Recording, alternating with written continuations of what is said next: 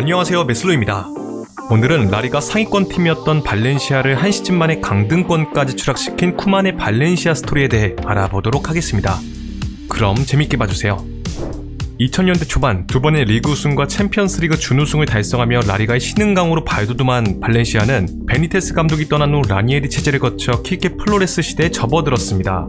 당시 라니에리가 천명한 포르자 이탈리아 정책의 실패로 끝난 뒤 발렌시아는 비싼 연봉을 받는 명장보단 구단의 사정이 밝으면서 긍정적인 분위기를 이어갈 수 있는 활기 넘치는 젊은 감독을 필요로 여겼는데요.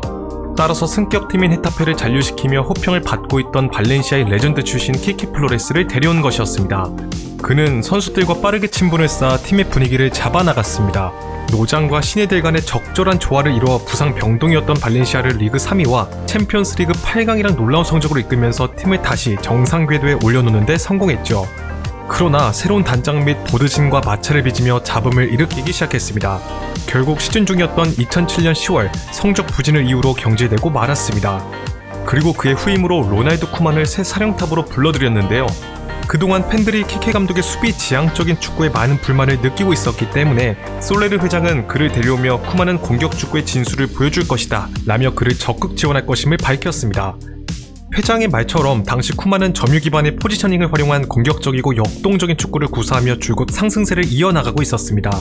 특히 벤피카에서는 맨유를 챔피언스리그 조별리그에서 탈락시키고 16강에선 디펜딩 챔피언 리버풀을 잡고 8강 돌풍을 일으키는 수완을 보여주며 명선수에 이은 차세대 명장이란 평가를 받기도 했었죠. 지도자의 길로 접어든 지 11년 만에 비로소 빅리그의 감독으로 부임하여 자신의 능력을 제대로 판단해볼 시험 무대가 된 것이었습니다. 더 나아가 발렌시아의 보르지는 그가 강력한 카리스마에서 나오는 리더십을 바탕으로 급진적인 개혁을 통해 발렌시아를 정상화시켜줄 것이라고 기대했는데요. 하지만 그의 급진적인 리빌딩은 많은 논란을 일으키기 시작했습니다. 먼저 쿠만은 현지 언론과의 인터뷰를 통해 은연중에 팀 내 베테랑들을 방출하려는 속내를 드러내었습니다. 그리고 실제로 정신력 무장을 강조하며 주장 다비드 알베이다를 필두로 산티아고 카니자레스, 미겔 앙헬 앙골로 팀의 간판 스타 3인방을 12월부터 스쿼드에서 일방적으로 제외했고 심지어 유스팀으로 강등시키기도 했는데요. 이들이 클럽 내에서 차지하는 위상을 현재 미넨으로 비교해보자면 노이어, 킴미, 토마스 밀러급이었다고 감히 말할 수 있었습니다. 쿠만의 입장에선 영향력이 높은 베테랑에 의해 팀이 좌지우지되는 것을 막기 위한 방안이었지만 이들은 발렌시아 클럽 역대 베스트에 이름을 올려도 손색이 없을 정도로 클럽의 찬란한 르네상스를 이룩한 주역들이었기 때문에 그의 과감한 조치는 팬들의 반발을 불러일으켰습니다. 결국 이들이 은퇴를 고려하고 있다는 소식이 들려오자 서포터들은 들고 일어날 수밖에 없었죠. 팬들은 쿠만의 개혁을 지지해온 솔레르 회장의 퇴진을 요구하는 플랜카드를 경기장에 걸을 정도로 분노를 표출하기 시작했습니다. 선수들 역시 적지 않은 충격을 받아 팀의 분위기는 상당히 어수선할 수밖에 없었는데요. 따라서 어느샌가 선수와 팬, 감독과 이사회가 대립하는 양상을 보였습니다. 그러자 구단 지분의 10%를 가진 두 번째 대주주 소리아노까지 라디오를 통해 회장 및 보드진을 강하게 비판하며 회장의 퇴진을 요구하는 데 이르렀죠. 그러나 이러한 분위기에도 쿠만은 자신의 플랜을 꺾지 않겠다는 강경한 의지를 보이며 몇몇 선수들을 추가적으로 살생부에 올렸습니다. 이로 인해 당시 쿠만이 공식적으로 내보내겠다고 발표한 선수, 비공식적으로 알려진 선수, 본인이 직접 나가겠다고 의사를 밝힌 선수들이 분류된 자료가 나오기도 했는데요. 이에 말대로라면 베스트 11 중에선 라울 알비오를 제외하고는 모두 나가는 셈이었습니다. 이를 본 팬들은 바르셀로나에서 보낸 첩자가 아니란 비난을 쏟게 되죠. 자, 그리고 쿠만은 그동안 선수비 후역습 4-4-2 크로스 위주의 축구를 구사해온 발렌시아를 4-3-3 혹은 4-2-3-1 원톱 시스템으로 변화를 꾀하며 중원의 숫자를 늘려 점유율을 높이는 방향으로 팀을 재정비했습니다. 기존의 베테랑들이 뛰던 자리에는 어린 선수들을 기용하기 시작했는데요. 먼저 수문장 카니자레스 대신 독일의 힐데브란트 골키퍼를, 알베다 자리엔 아르헨티나의 기대주로 평가되던 바네가를 겨울 이적 시장을 통해 영입해와 그의 대체자로 기용했습니다. 쿠만은 터프한 스타일이었던 바라 알베다 라인을 바르셀로나의 사비 이니에스타 라인처럼 테크닉과 패스의 강점을 지닌 중원으로 탈바꿈시키고자 했기 때문에 이들을 조합으로 내세웠지만 모두 기대치에 밑도는 활약으로 훗날 발렌시아의 부진한 성적에 크게 한몫했습니다. 그리고 쿠만은 라리가 최고의 스피드 드리블러이자 크로서들인 발렌시아의 양측면 날개 자센테 우아킨을 스위칭시켜 우센테 좌아킨으로 기용하려는 실험도 빈번하게 진행했는데요. 이뿐만 아니라 후아킨을 톱으로 기용하거나 윙어인 아리스멘디를 레프트백으로 기용하는 알 수 없는 기행을 보였습니다. 사실 이는 지금 와서 보면 양 날개를 인버티드 시켜 미드필더와의 콤비네이션을 노리고 활동량이 많고 돌파 능력을 지닌 윙어를 톱에 이용해 제로톱으로 구사하는 현대 축구에선 충분히 다해볼 만한 시도라고 할 수 있었지만, 문제는 당시 발렌시아의 선수 구성이 쿠만이 벤치마킹하려던 바르셀로나처럼 섬세한 기술을 지닌 선수들로 구성되어 있지 않았다는 것이었습니다. 이들은 견고한 수비를 바탕으로 한 역습 축구에 특화된 선수들이었죠.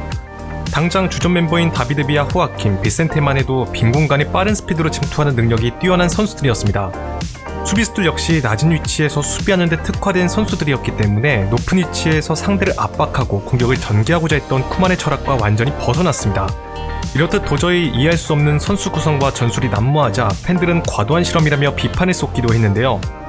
그리고 이때 호아킨은 자신이 평소에 뛰던 자리가 아니라 한동안 부진에 빠질 수밖에 없었는데, 쿠만은 이러한 호아킨에게 30유로짜리 선수라는 충격적인 발언을 서슴지 않는 등 강경한 태도를 보여 선수들과의 관계는 더욱더 악화되는 데 이르렀습니다. 설상가상으로 다비드 알베다와의 갈등이 구단과의 법적 분쟁으로 발전하면서 팀의 분위기는 완전히 엉망이 되고 말았는데요.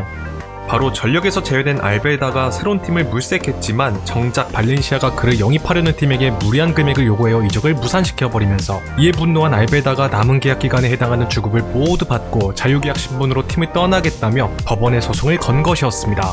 그러자 여의치 않았던 발렌시아는 쿠만 감독을 필두로 여러 선수들에게 클럽 측의 입장을 변호해줄 것을 요구하게 되죠. 알베다 측에서는 다비드 비아, 다비드 실바, 비센테, 호아킨을 참고인으로 선정하면서 동료들끼리 법정에서 설전을 벌이게 되는 셈이 되고 만 것이었습니다. 당연히 팀의 분위기가 좋을 리가 없었으며 애당초 이러한 분위기를 조성한 발렌시아의 보드진이나 이들의 의견을 받든 쿠만이 자초한 것이라고 할 수 있었습니다. 이렇듯 이도저도 못한 전술과 무너진 팀 분위기로 인해 쿠만의 발렌시아는 홈에서 5연패, 리그 10경기 연속 무승이란 부진의 늪에 빠지고 말았습니다.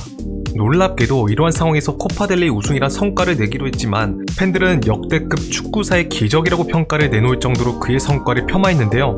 결과적으로 그는 발렌시아에서 리그 33라운드까지 22경기를 이끌면서 4승 6무 12패라는 초라한 성적을 남기고 승점 18점을 얻는 데 그치며 2008년 4월 부임한 지 5개월 만에 경질되고 말았습니다. 참고로 그가 얻은 승점은 키키 감독이 경질되기 전 9경기에서 따낸 승점과 같았습니다. 자, 이처럼 처참한 성적의 당시 발렌시아는 강등권과 단 2점의 승점 차를 보이고 있었으나 선수들은 쿠만의 경질에 그저 환호성을 질렀다고 합니다. 쿠만의 경우엔 경질된 뒤 네덜란드의 한 방송에 출연하여 베테랑 3인방은 팀에게 해악을 끼친 것은 물론 호아킨은 그 옆에서 거들었다며 이들을 공개 저격하기도 했는데요. 그러자 호아킨은 쿠만은 작별 인사도 없이 네덜란드로 떠났다. 그는 짧은 시간 동안 700유로를 벌었다. 심지어 스폰서에서 주는 차도 가져갔다. 그래놓고는 우릴 욕하고 있다. 능력 없는 감독인 줄 알았는데 성격도 안 좋다. 라며 세게 받아치기도 했습니다. 자, 쿠만이 경질된 후 감독 대행으로 올라선 보로 곤살레스 코치는 전력에서 제외되었던 베테랑 3인방을 다시 핵심 멤버로 집어넣으며 팀의 분위기를 다잡아 나갔습니다. 이들을 중심으로 남은 5경기에서 4승 1패를 기록, 반등에 성공하면서 리그 11호 시즌을 마무리할 수 있었는데요. 이들이 아니었더라면 발렌시아는 단 한 시즌 만에 챔피언스리그 진출팀에서 강등팀으로 전락하는 굴욕을 맛볼 뻔했습니다. 그리고 3인방 중에서 카니자레스는 곧바로 은퇴를 선언했으며, 미겔 앙헬 앙골로는 2009년, 다비드 알베다는 무려 2013년까지 팀을 지키다가 은퇴를 선언했습니다. 쿠만의 경우엔 발렌시아에서 경질된 뒤 네덜란드와 프리미어리그 무대에서 자신의 떨어진 명성을 되찾는 데 성공하며 네덜란드 대표팀을 거쳐 자신의 친정팀인 바르셀로나 감독으로 부임했습니다. 그러나 발렌시아 시절처럼 독불 장군 같은 모습으로 다시 실패를 거듭하고 말았죠.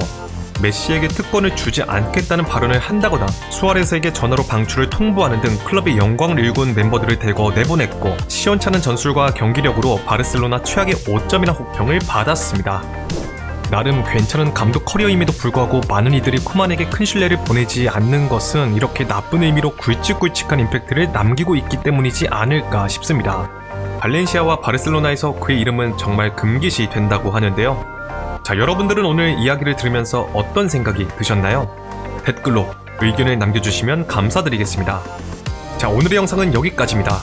재밌게 보셨다면 좋아요와 구독을 부탁드리며 다음에는 더 재밌는 컨텐츠로 찾아뵙도록 하겠습니다. 감사합니다.